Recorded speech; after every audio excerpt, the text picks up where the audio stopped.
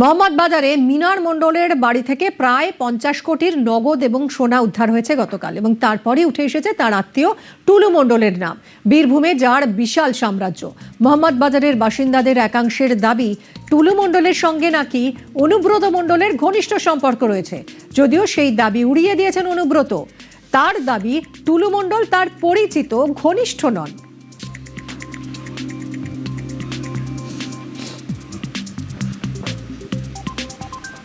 টুলু মণ্ডল কিসের ঘনিষ্ঠ? টুলু মণ্ডল আমার পরিচিত, যেমন কমল খান আমাকে চেনে, নাজির মোল্লা আমাকে চেনে। টুলু মণ্ডল ওর অঞ্চল আছে, ও আমার সঙ্গে 2-3 ডাইসে ছিল, তাহলে ঘনিষ্ঠ হয়ে গেল।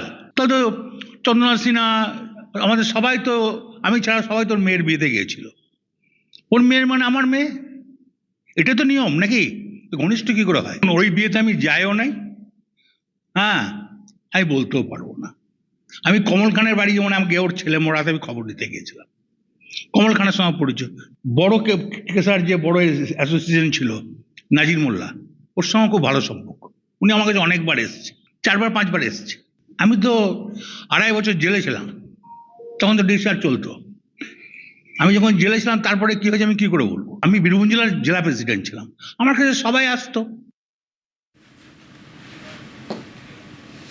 টুলু মণ্ডল নামের পিছনে কারা জানতে চায় বাংলার মানুষ।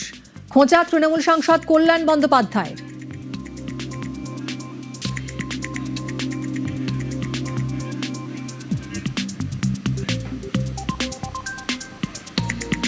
ডিস্ট্রিক্টটাই তো একটা স্পেশাল জোন হিসেবে ছিল, সেখানে বাঘ ছিল, ইঁদুর ছিল, ছাগল ছিল, সবই ছিল।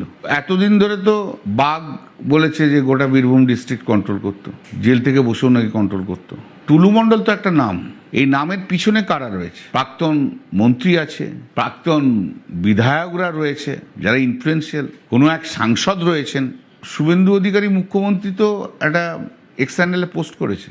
এবার এক্স হ্যান্ডেলে পোস্ট করে বলুন যে এই যারা আজকে সব ভালো তৃণমূল হয়ে গেছে, যিনি আজকে এনডিএ শরিক হয়ে গেছেন, তাদেরকে অ্যারেস্ট করা হবে কিনা, সেটা তো বাংলার মানুষ এখন সেটা জানতে চায়। অভিষেক মমতাকে জিজ্ঞাসা করুন, পাল্টা দাবি শতাব্দী রায়ের।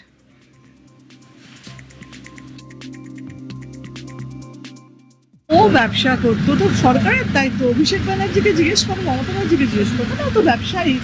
তো ব্যবসা তো আমি তো ব্যবসায়ী নই, বা এমপি এমএলএরা ব্যবসায়ী নই। যদি ব্যবসায়ী করে থাকেও সে খবর নিশ্চয়ই সরকারের কাছে থাকা উচিত। এই যে এরা কল্যাণরা বারবার সব কিছুতে আমাদেরকে যাওয়া আছে, সেই যে এই বিতর্কে দিতে চাইছি না। সব কথার উত্তর দিতে পারলে, মানে দিতে হলে আমার জীবন এখানেই শেষ হয়ে যাবে। সবকে কার বাচ্চালো সেটা পর্যন্ত আমি খবর রাখতে হয় এমপি এমএলএ কে।